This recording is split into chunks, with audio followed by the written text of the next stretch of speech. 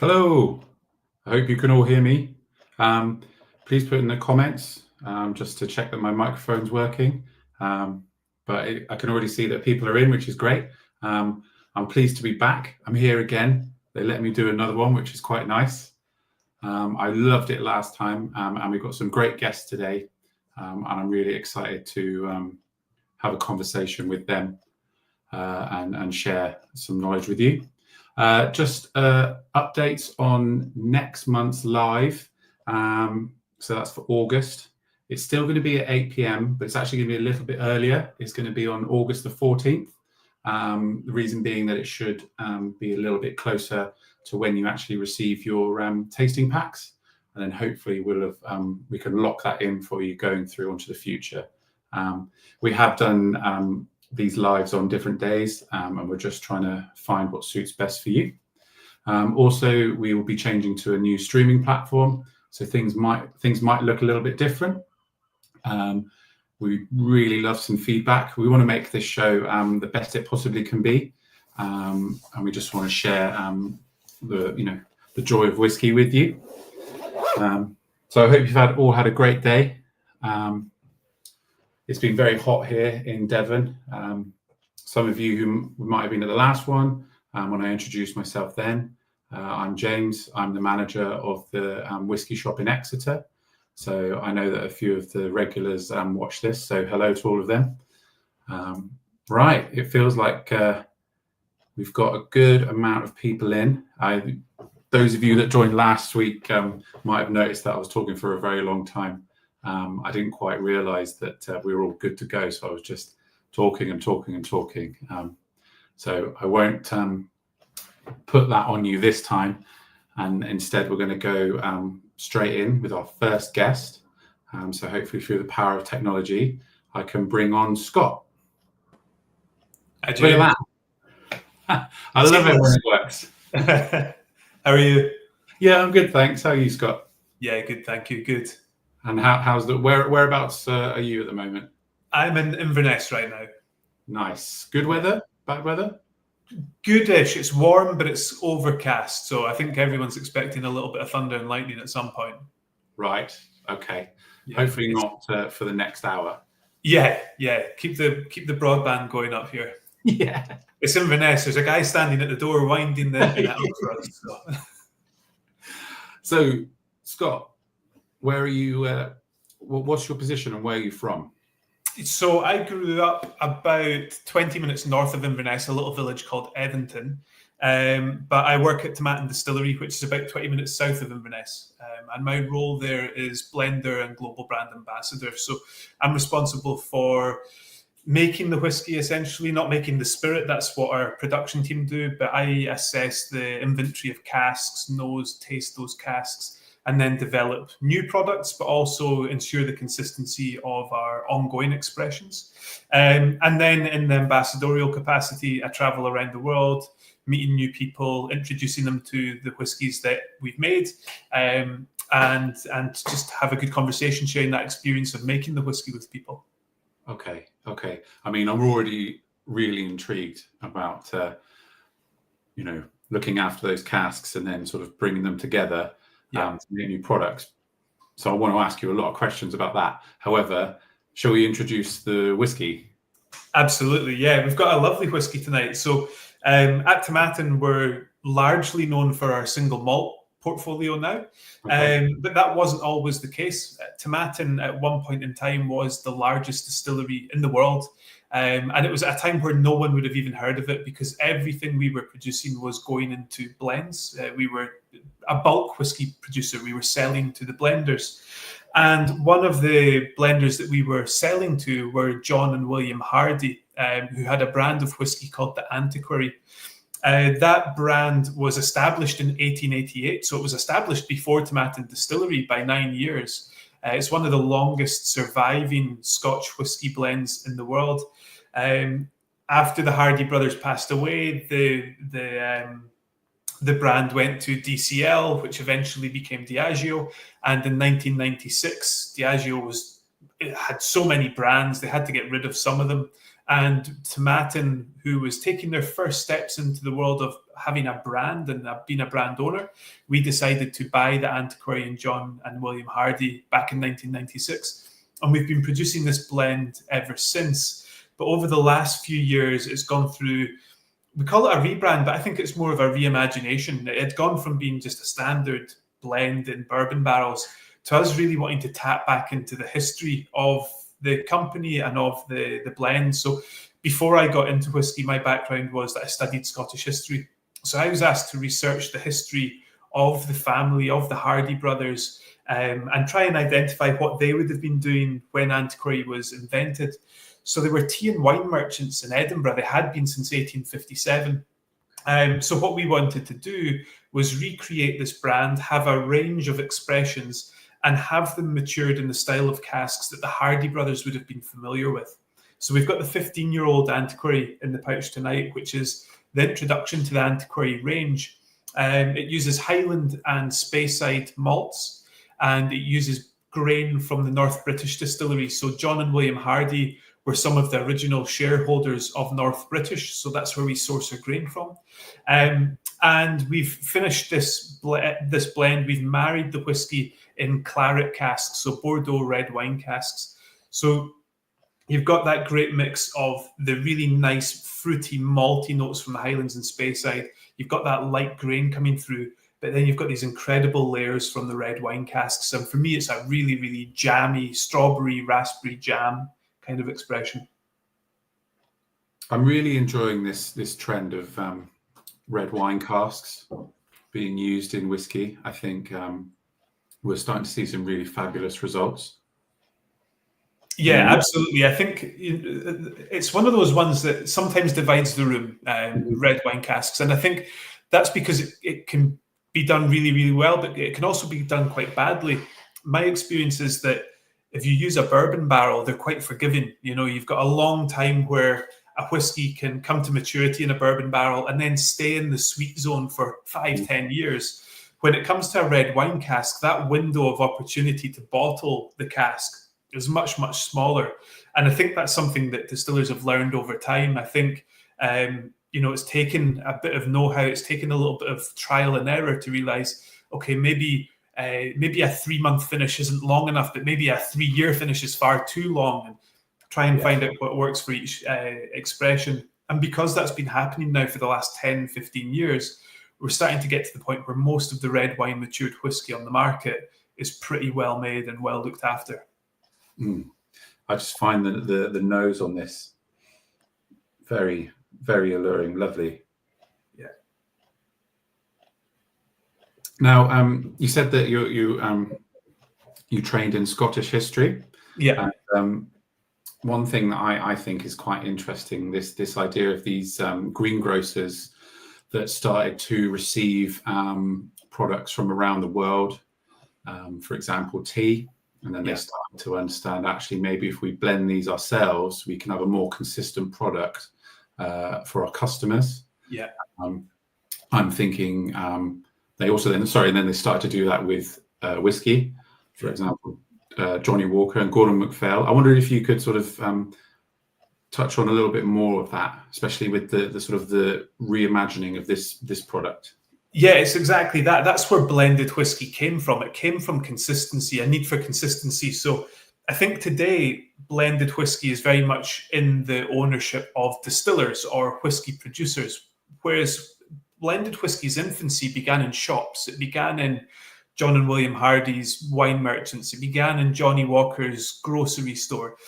And the way this would happen is these shopkeepers, for lack of a better term, would buy casks of whiskey from the distillers.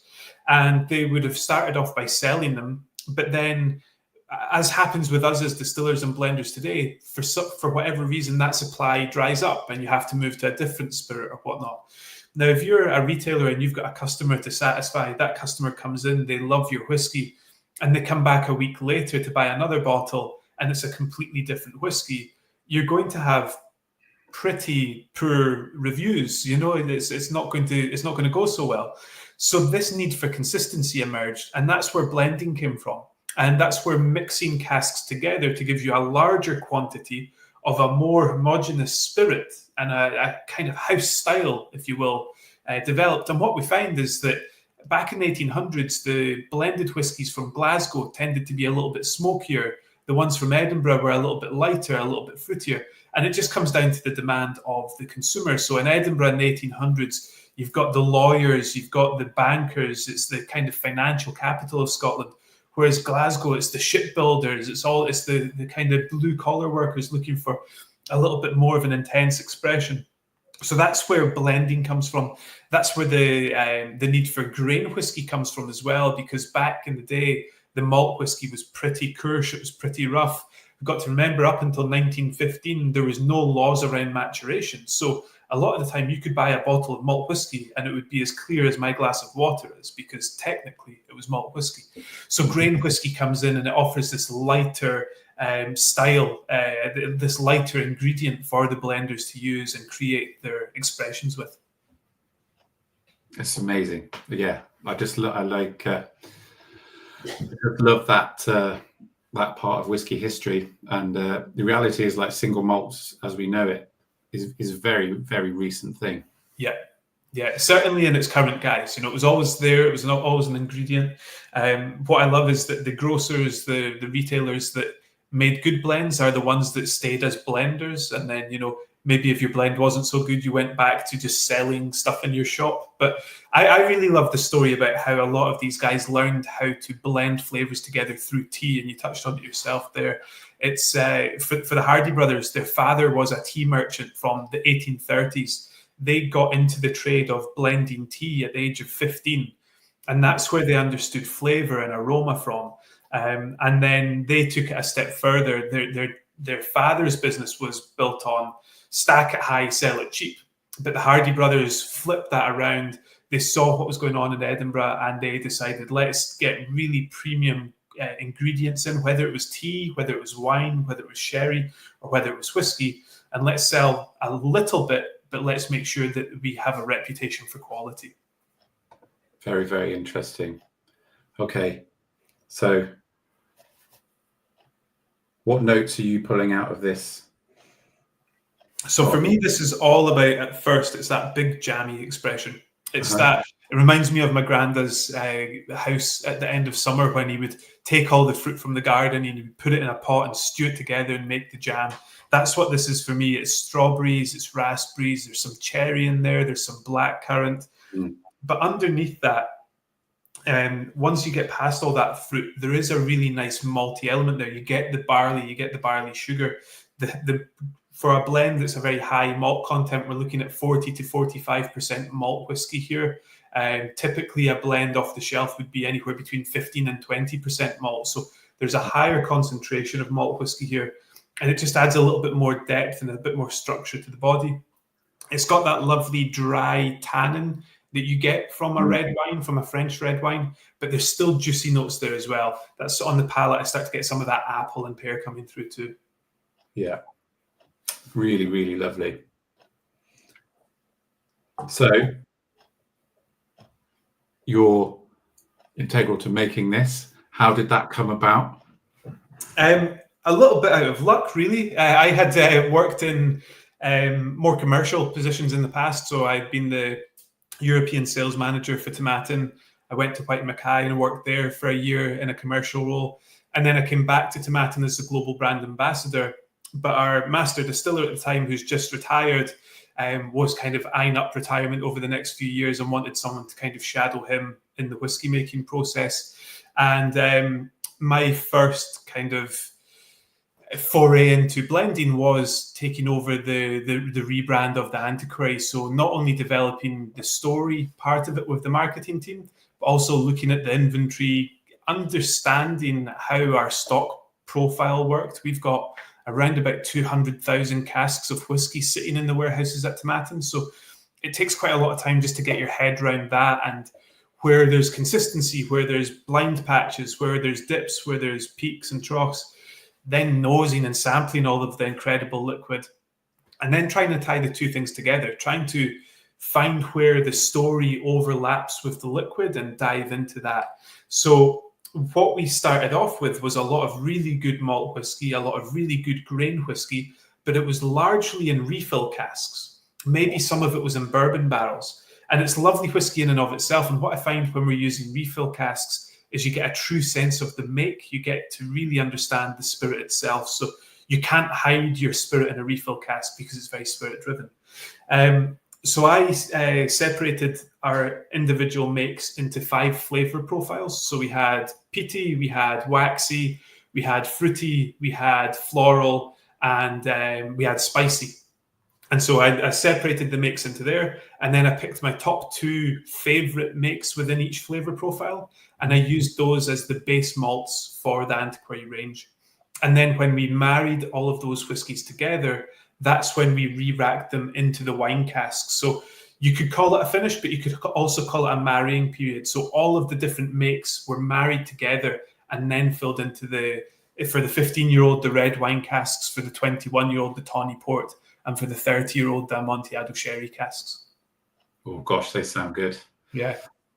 So for any of you that are slightly at the beginning of your whiskey journey, we sort of mentioned second fill. So the terms you might hear are first fill, second fill. I wondered actually if you could maybe elaborate on that for us. Yeah, absolutely. I mean, I think the history of maturation is pretty stunning. In Scotland, we depend heavily on second-hand casks. And the reason for that, there's a couple of reasons. The first one is that back in the 1800s, when the British Navy ruled the seas, all of the oak trees were used. There was 3,000 oak trees per ship at sea. And unlike the French and the Spanish, we never had regrowing strategies in place. So all of these oak trees were gone. But secondly, the style of oak that grows in the UK, we're starting to see some companies using Scottish oak a little bit, but it grows in really knotted and gnarled ways. It's not the nice, clean, tall oak trees that we see over in America. So it's really difficult to make casks out of. So we've always depended on the casks that have been coming into the ports in Scotland, and now coming into ports and then up the road and tankers and things. But back in the 1800s, when the Hardy brothers were operating, it was the casks that were filled with sherry, they were filled with wine, they were filled with port. They would be shipped to the UK full, they would be bottled, and then nobody wanted to waste money by sending empty casks back to the continent, so the distillers would take them. And then what we do, the first time that we fill that cask with our whiskey, although it's been filled with wine maybe 2 or 3 times before, it is the first filling for us as a distiller, so we call it a first fill cask. Eventually, once we're happy with that whiskey, we'll empty that cask, and if the cask is still in good condition, which it typically is after a first fill, we'll fill it again, and that will be its second fill. So it's the second fill of our spirit. And then that can go on and on and on, and eventually you get to the point, typically for us, we will have either third or refill. And refill just indicates that we've used this cask before. What we'll notice as well is that the influence of the cask and the previous contents, that diminishes over time. So on that first fill, you're going to get a real hit of flavour from the wine. You're going to get a lot of colour out of the wine. On the second fill, that's going to be diminished. And generally for us, by the third fill, it's almost negligible. You're really looking at a vessel there. And what that's going to allow to happen is for the distillery character to just develop and mellow in and of itself through oxidation. It's not going to take on a lot of flavour from the wood. Yeah, fantastic. Thank you so much. I think I always like to think of people just starting out, and sometimes they hear these phrases, and it can be a bit bamboozling, right? First fill. Yeah, exactly. And then confusingly, over the last kind of 10 years or so, you've started to see virgin oak come about, and that is a cask that has never been filled with another liquid before. So we're filling it for the first time for us. And it's going to be drawing the flavour from the wood itself rather than any influence of the previous contents. But that would be the other one. So typically you'll have virgin oaks, you'll have first fills, and then you'll have refills, because everything after the first fill is a refill. But second fill still gives a lot of flavour. Yeah, I did. If any of you are lucky enough to go and travel through Scotland, you can actually go to in the Speyside region. You can go to the Speyside cooperage. I really encourage you to go because you can see them building these casks. but also you can get a chance to look up close at the staves, which is the bits of wood that make up the barrel, and it's really interesting to see the different types of grain. And I actually own a Scottish oak stave, and you are right, it's really different wood, isn't it? Yeah, totally different. And the flavour that you get from it's quite interesting as well. It's something that if you put a bottle of Scottish oak matured whiskey down in front of a everyday whiskey drinker, they wouldn't know what they were drinking because it's such a different style. I think for most people, we understand the sweetness of American oak. We understand some of the dryness and the spice of European oak, but Scottish oak has a different thing altogether.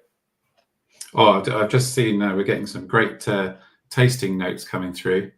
And I did notice a couple of comments back that someone, it was so delicious that they've already finished it. Yeah. It has become my kind of go-to house pour whiskey, the Antiquary 15-year-old. I think the point that Conan's made there at 40%, quite often as whiskey enthusiasts, we'll see 40% and think, oh, that's quite weak. But what this is all about, blended whiskey is all about enjoyability. It's all about accessibility. It's all about drinkability. And I think that's got that. It's got a lot of flavour, but it's still a really, really easy drinking whiskey. I'd love to finish on talking about the distillery itself, but before we do that, this feels like this is kind of your baby. What's the path ahead for this range? Yeah, I think that's a good point. It's something that we talk about quite a lot. So at the moment, we have 3 expressions, and that would be what we would call our core range. So we have the 15, the 21, and the 30-year-old, and they're all blended Scotch whiskies. But what's been really nice about developing the whiskey behind the scenes is that we're kind of taking the stabilizers off of John and William Hardy now. We've got an incredible range of malt whiskies, of grain whiskies, and there's no need for them all to be blended. So I would love to see a single grain under the Antiquary banner at some point. Yeah. I would love to see some limited editions in the same way that we treat our single malt range, bringing in casks that we think are interesting, see what will happen. And then if it works, we can do it longer term. But at the moment, we've got some 22-year-old blend in Moscatel casks. That would be great to see. We have a 45-year-old in a cask that cannot be called champagne, but it is effectively from a champagne producer. And that's an amazing whiskey. So it's now at that point where we've got a lot of kind of irons in the fire, and we're just waiting for them to get hot at the right time and eventually be able to release a wide variety of different styles of Scotch whiskey under John and William Hardy and the Antiquary. I think that's really nice, taking the history of the wine merchants, and then creating that core range, and then just using that as a springboard for all those other wine finishes. That's going to be quite an interesting portfolio, isn't it? Yeah, I think for me, what's really fun about it is obviously I've worked on the Tomatin range and brand for a very, very long time, and it's amazing to get to know an individual spirit in depth in such an incredible way. But as a whiskey geek myself, being able to go and look at a spreadsheet with casks from your favorite distilleries and then sample them, and when they're incredible, have the opportunity to release those, it's like letting the kid run the candy shop. And that's what we want to be able to do, is just to open up some of these things that we think are really nice and let whiskey drinkers enjoy them. Oh, I'm very jealous. I just think that's wonderful. So yeah, can we just finish off with actually just talking a little bit more about Tomatin and where it is, where it's going, and actually maybe you did kind of touch on the new make characteristics. Yeah. So the distillery itself, in a nutshell, it's just to the south of Inverness, right in the heart of the Scottish Highlands, and it's been there since 1897, and it's kind of had this peaks and troughs history. When whiskey's been doing really well, Tomatin's been doing really well. The 70s is a great example. We had 23 stills producing 12.5 million litres. It was a massive, massive site. The 80s came along, the industry goes into a slump, Tomatin goes into liquidation. Over the last 15, 20 years, the single malt part of the whiskey industry has boomed, and the Tomatin brand's found its place within that. I think for us now, it's about kind of sharing that incredible spirit that we make. Tomatin is all about creating this really malty, fruity, light, delicate new make spirit and having that as a consistent thing, but then maturing it in a wide variety of casks so that we can produce one of the most diverse ranges of single malt in the world, making sure that there is something for everyone and something for every occasion. And that's what our goal is now. We've got an incredible range, a really, really diverse range. And now it's about sharing that with people and getting it out to people and communicating that kind of Highland way of whiskey being about not... I'm doing a presentation tomorrow about kind of whiskey moments. And I was thinking about it, and it's a strange thing for a whiskey blender and brand ambassador to say, but I think quite often within the industry, we want the whiskey to be the star and we want the whiskey to be the focal point. And that can be the case. So there's nothing better than sitting down tonight, nosing glass in hand, picking out tasting notes and things. But for me, my favourite whiskey moments are sitting at the top of a mountain with a hip flask. It's passing a bottle around a campfire. It's at a wedding. I think we kind of need to go back to that point and remember that whiskey is meant to elevate an occasion. It's not meant to overshadow the occasion. And I think that's where really good whiskey can find a great place. Oh, what a great place to end, I reckon.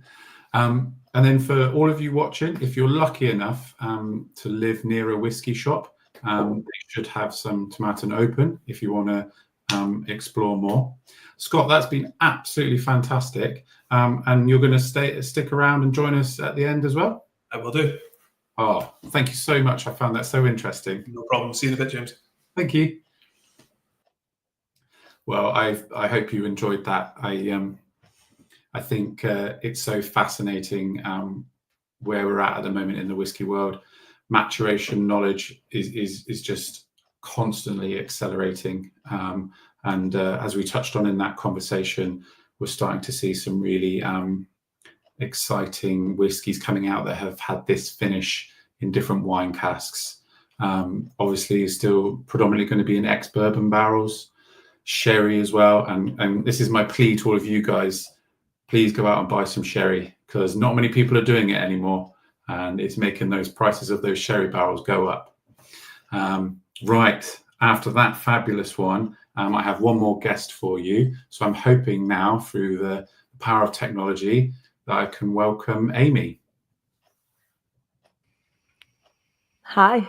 Oh, fantastic. I'm always a bit nervous every time. You and me both. Well, Amy, welcome. Thank you so much. You've got a lovely backdrop there. Thank you. Yeah, thank you. How are you doing? Yeah, I'm all good. Good. It's not too bad in Devon. But I wonder if you could tell us where you are and what you do. So I'm coming to you from the Still House here at Spirit of Yorkshire, home of Filey Bay Whisky, and I'm UK brand ambassador for this lovely distillery. And I do a few different things, mainly supporting our UK sales manager and helping with export with tastings, trainings, education, and just trying to bring whiskey to people and get people to enjoy it.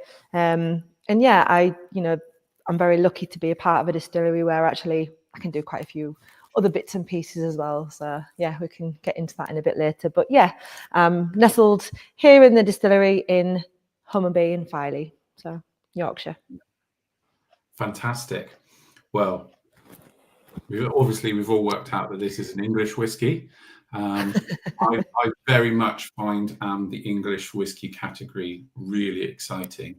And that's something that I want to talk to you about. However, let's let people try the whiskey. So can you tell us what we're going to be drinking?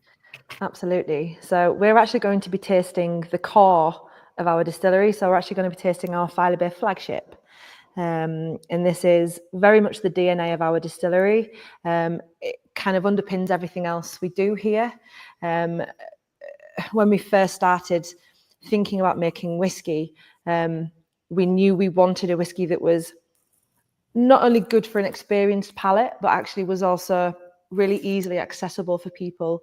So if you're, particularly new to whiskey, wasn't weren't really sure what to try. We wanted to make sure that we were making a whiskey that everybody would be able to enjoy, and Flagship really does fit the bill there. You know, it's light, it's sweet. It is bottled at 46%, so it does have a little bit of a punch, but for us, the flavors, they just work better at that strength. Matured in first fill bourbon, so we're going to use that term again for first fill. But the sweetness that you get from that American oak, like Scott was saying, actually really balances beautifully with our new make style, with our spirit style. So we're typically wanting all of the fruit and all of the... I typically, when I smell this, get that kind of old-fashioned sweet shop smell to it. Lots of lovely lightness, lots of lovely sweets, nice and lots of sugariness, and particularly those jelly sweets as well. So yeah, it's very much the basis for everything else we're going to do here. So yeah, fabulous nose. Definitely agree with you on those. I also get a little bit of like old school pear drops as well. 100%, yeah.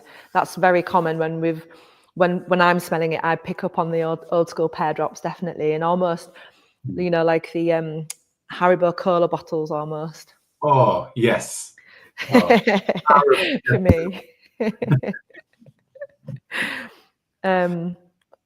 Yeah. So I actually have been enjoying this recently. This is a whiskey for this time of year, right? Summertime. I absolutely agree. Yeah, because you know where we're based. So you know, like I mentioned, I'm nestled in the heart of Hummonby, sort of right on the east coast of England there, in a county called Yorkshire. Beautiful vistas, lots of rolling hills, but actually the other side is very much a beautiful sea, lots of lovely coastline. So I'm very lucky to be in this area, and we are very much taking the name Filey Bay Whiskey from the area that we're in. And it's actually been quite warm today, and a little bit like Scott, it's been quite warm but a little bit overcast, and we've been running around preparing for our open weekend, so hence why I thought may as well do it from the still house. So before we go on to talk about the distillery, I just think, because we're sort of carrying on with that theme, and we were sort of explaining about the first fill, second fill terms, you guys might notice, for people that are just starting out with whiskey, you might notice the color, this kind of straw color. That's a classic ex bourbon barrel characteristic. So it's always worth just appreciating the color before you go in to start smelling and tasting. yeah. So Actually, sorry, yeah, I was just going to say, if you compare it to the sherry. Yeah. So with sherry casks, The red wine, yeah. looking for those darker colors. It's always just a nice indication to look at that. So English whiskey, it's absolutely exploding, with some really great distilleries, and people are really starting to wax lyrical about these places, you guys being one of them. Could you maybe just give us a breakdown of how it came to be for you guys? Absolutely, I'd love to. So we're actually in very privileged positions ourselves as producers, because we actually start a lot later. So we've been making whiskey we're in our 9th year of production now, but we've actually been growing the barley that we're using for our whiskey since the 40s. So yeah, we kind of are really proud to call ourselves a completely field to bottle distillery. So we're independently owned by 2 best friends, David Thompson and Tom Meller, and they've been friends for a very long time. Their families have grown up together, and it's actually Tom Meller's farm that actually the barley is coming from to make our whiskey. So way back in the 40s, his great-grandpa was a poorly little boy, and they were actually prescribed clean air. So actually they moved from Halifax over here to this beautiful part of the world, the countryside here, because where do you go for clean air? If you live in a city, you head to the beach. And the farm was up for sale up at the Hummonby Grange here, which is top of the road from where we are right now. And they took that over and started growing barley and oilseed rape and grains. The young Tom Meller then, which is, you'll notice there's a theme. There's 3 Tom Mellers in this story, so it can get quite confusing, granted. But the baby Tomella, who was poorly, he grew up to be nice and healthy, got married, had children. One of those was a boy, Tom Mellor. He took over the farm and was growing the oilseed rape. Did the same thing, ended up with our Tom Mellor, who actually was a little bit fed up of just growing the barley and sending quite a lot of it away. So at this point in time, the barley that was being grown was actually being sold to maltings in our area. So there's 3 within a 20-mile radius of where we're at. So he was, they were selling the barley to a particular one, Muntons, who were then sending it to Scotland. So our Tom in his infinite wisdom one day was talking to the guys there at Muntons and said, just out of interest, where are you sending this barley? Where is it going? And they said, well, actually, we're sending it, some breweries will buy it and make beer out of it, but we're also sending a lot of it up to Scotland so that they can, to help with their whiskey production there. So Tom thought, that's an interesting thought. Now, we've also got 2 boreholes on the farm. So actually, we've got a really fantastic water source there. Where we are, we're surrounded by chalk cliffs. So actually, we've got a really lovely natural filtration process that goes on there with the water. So we had the barley, we had the water. What else do you need really what can you do to diversify, basically? And he effectively did a little bit of research and thought, you know what, I'm going to make some beer. So before we made whiskey, we were actually making beer. So as you'll maybe be aware, whiskey in its most basic form starts out like beer. So we're working with malted barley, water and yeast. So he basically did some market research, started making the beer, spoke to a couple of the pubs and bars and said, if I started making beer, would you buy it? Absolutely, of course we will. So we're actually a brewery before we're a distillery, and we're making a beer called Wall Top Beer. So that grew and grew and grew. This is kind of where David comes into the story. So David and Tom were in the bar one night having a conversation, and David loves whiskey. Tom really enjoys whiskey. David had his honeymoon in Speyside. That's how much David loves whiskey. And they were trying to work out why nobody was really doing it in Yorkshire or hadn't done it in Yorkshire for a long, long time. So again, market research, talked to people, and this name kept popping up. So Jim Swan. So Jim Swan was like the grandfather of whiskey, right? And he very kindly agreed to a meeting with Tom and David, and he effectively said, what is it that you're wanting to make?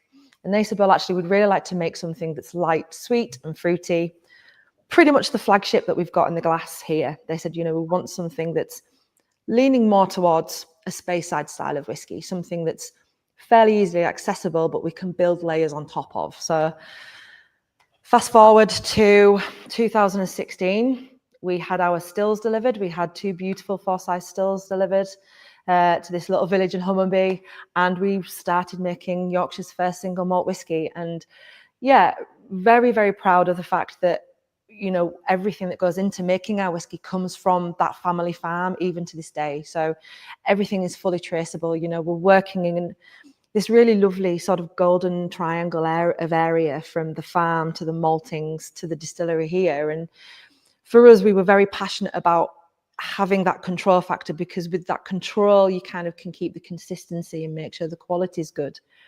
Because ultimately for us, very much like Scott was saying, we want to make whiskey to share. We want to be able to, share what we're making with people and how proud we are of that. And I think that's very much where Flagship comes in that respect.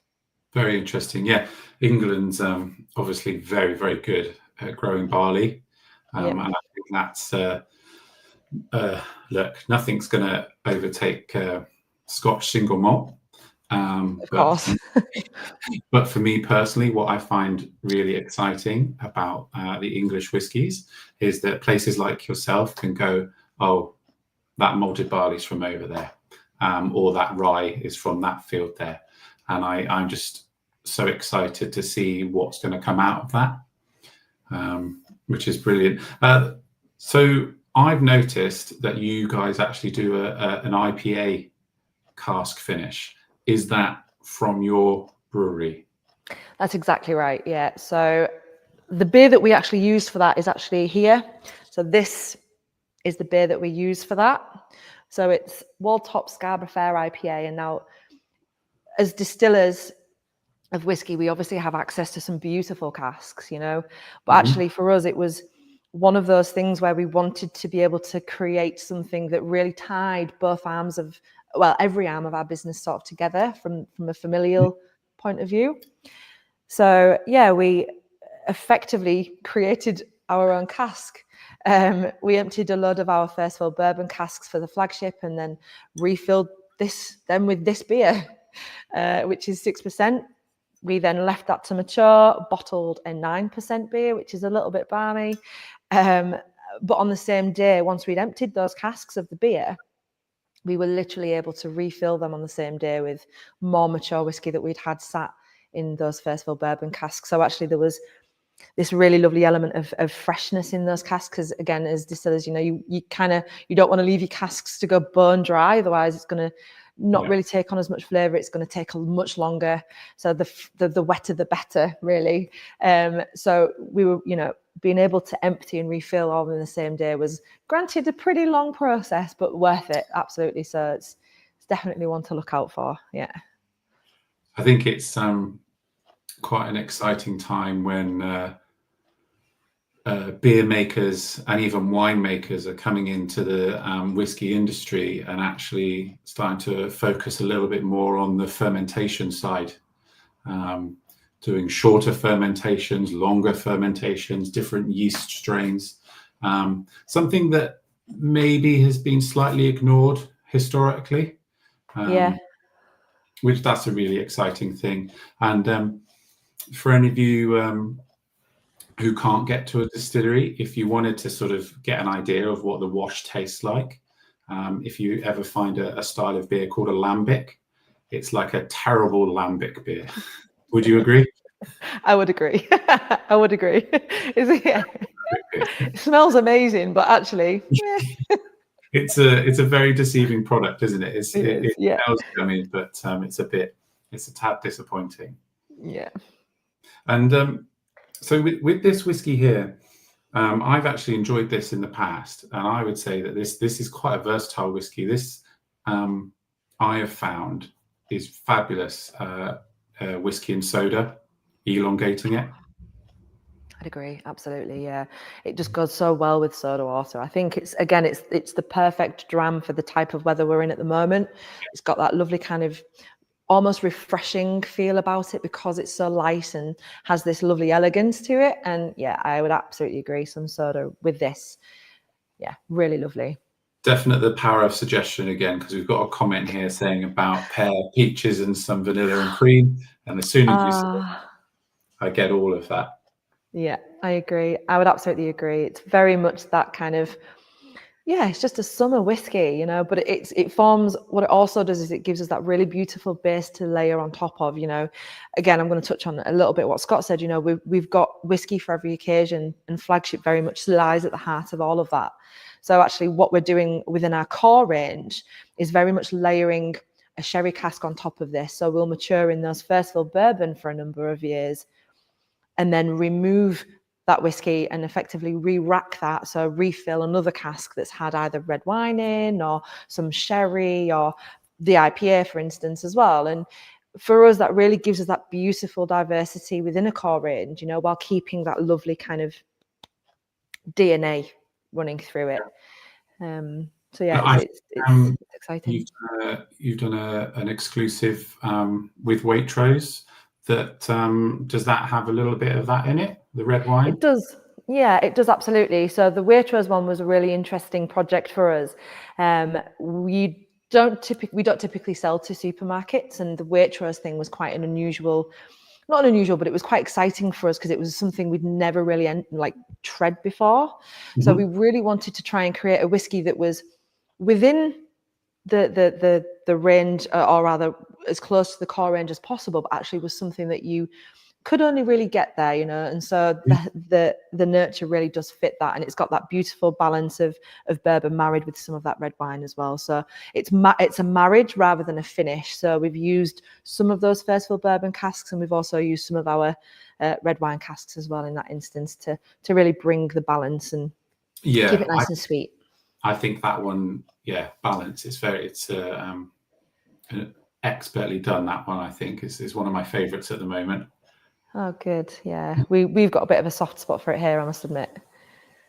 So you've taken us through how this distillery's come to be, which is a fabulous story, even if it isn't that confusing with the names.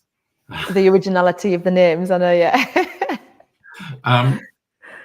Where are you guys going? What do you guys want to achieve? What are we going to see from you guys?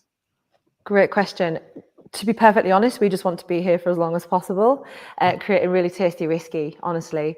For us, I think, we're heading into our 10th year, more or less. We've just turned into our 9th year of production, so we're gearing up for a 10-year-old. So I don't think we'll defer too much from this within our core range. But we, on the flip side of that, we do fill sherry casks, but they do tend to fall under the realms of the special limited releases because we don't typically fill them, because bourbon is very much, as you've seen, the DNA. So, potentially you'll probably see a little bit more of this sort of light style from us because it's very much our signature. But I wouldn't be surprised if you see something, a little bit more sherry popping into the lines as well. So ultimately we just want to be here sharing our whiskey for as long as we can, ultimately, and farming regeneratively and really shouting and banging the drum for just good whiskey, basically. Yeah, that's great. I think the regenerative farming thing is coming up more and more, and like those practices, people are starting to kind of demand that, which is interesting. Yeah, I think it is an interesting one. Before you go, I know you haven't got the 10-year-old yet, but what are the kind of the characteristics that are kind of coming out of that? To be honest, the stuff that's the oldest stuff. So as part of what I do as well, I'm very lucky. I said we're quite we're a fairly lean team. So not only am I a brand ambassador and doing tastings and stuff, I'm quite lucky that I get to help our whiskey director in the warehouse with sampling casks and kind of helping him move things around. So some of the 10-year-old stuff that I've tried, or some of the stuff that's our oldest liquid, is tasting very good. It's got that lovely, soft. You can tell that the spirits reacted with that age really, really well, and you're getting a lot more of that caramel sweetness coming through, especially in those older bourbon casks, for sure. So I'm excited for what's to come. Absolutely. I'm looking forward to it. Good. Fabulous. So they're just saying, when will the age statement release be? Oh, you've touched a nerve. Oh my goodness. Okay, so I don't know yet whether there will be an age statement on it as an age statement. We will definitely communicate that it's a 10-year-old, but I don't know if it'll be an age statement because we don't have any age statements on any of our whiskey. And that was obviously a conscious decision. We didn't want to give any preconceived ideas, but never say never, I think, is the best way to describe that. Well, I hope that answers your question there, Bob. Amy, that's been fantastic. I've loved that so much. Thank you so much. Thank you. I'm going to say goodbye to you briefly. We're going to do a little debrief and then I'll bring you back in to close down. Thank you so much. Oh, that was fabulous. I hope you guys enjoyed that.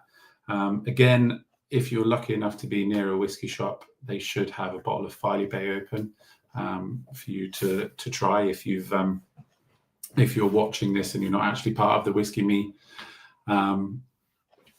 club. But if you have enjoyed this live stream, but you're not part of it, head over to our website and you can join. I'm now going to invite both of our guests back for a final debrief. I hope you guys agree with me that it's been a fascinating evening. So hopefully they're going to come back in now. We've got Scott coming, yay, and Amy. Fantastic.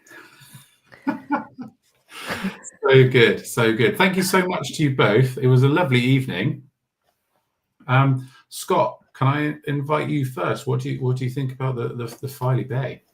I love this. I was actually I stayed down in just about 2 minutes away from Filey on holiday last year, in a caravan holiday with two screaming toddler boys. So when they went to bed at night, it was nice to grab a bottle of Filey Bay and sit down and enjoy it. So this isn't my first time trying it, but I just love this whiskey. It's so it reminds me of, you know, the tins of fruit salad, like the Dole fruit salad tins. It just takes me back to being a little kid getting that as a dessert when I was younger. Just the syrup from the fruit salad. I absolutely love it. Fantastic. Yeah, totally agree.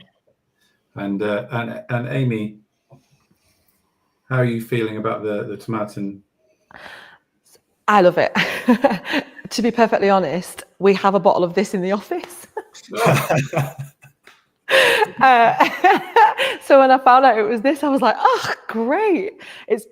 I just think it's delicious. It's so tasty, and it's got such a gorgeous feeling as well. And it just gives me lots of that kind of like strawberry and raspberry compote, you know, that really like concentrated red fruit.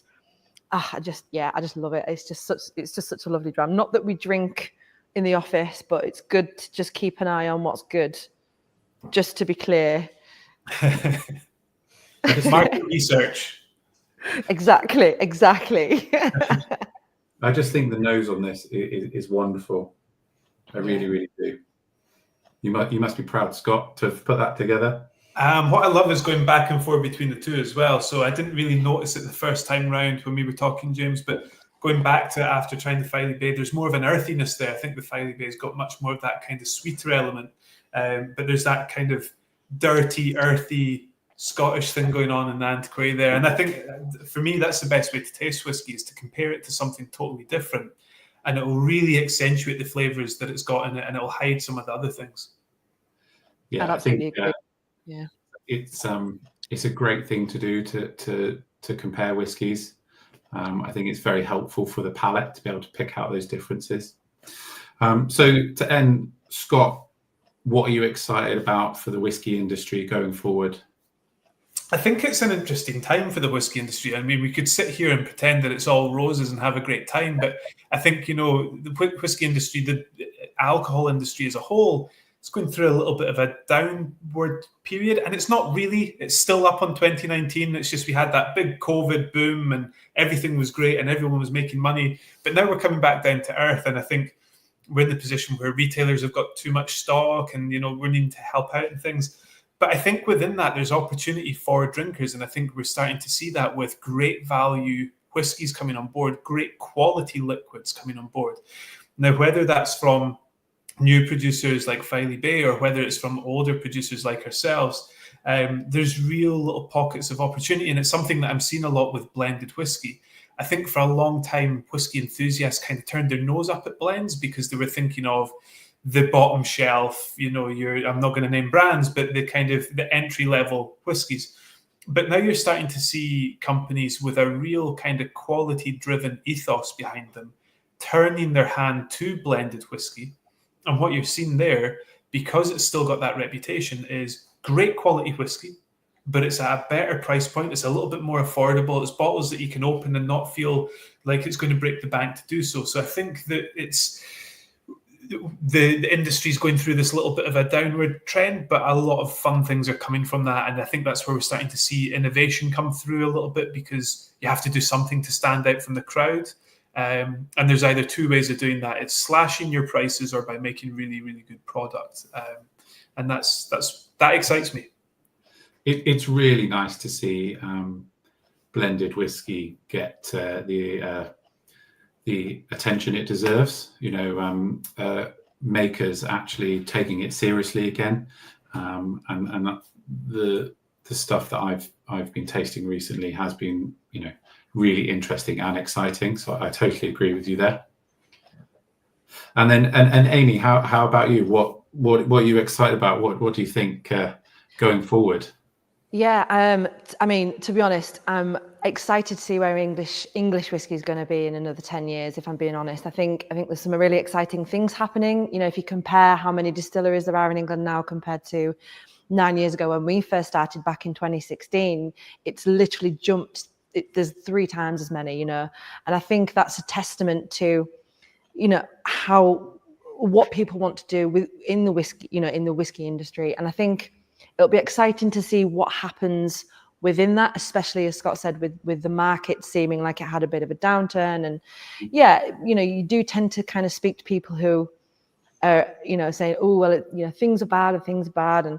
actually it's not terrible, you know, and quite rightly, we're just going to see more of that innovation and more of that uniqueness, I guess, within the industry. And that's quite exciting to me, just to see how and what and who's going to kind of do the next thing, if that makes sense. So yeah, similar to what Scott was saying, but yeah, I'm excited to see that.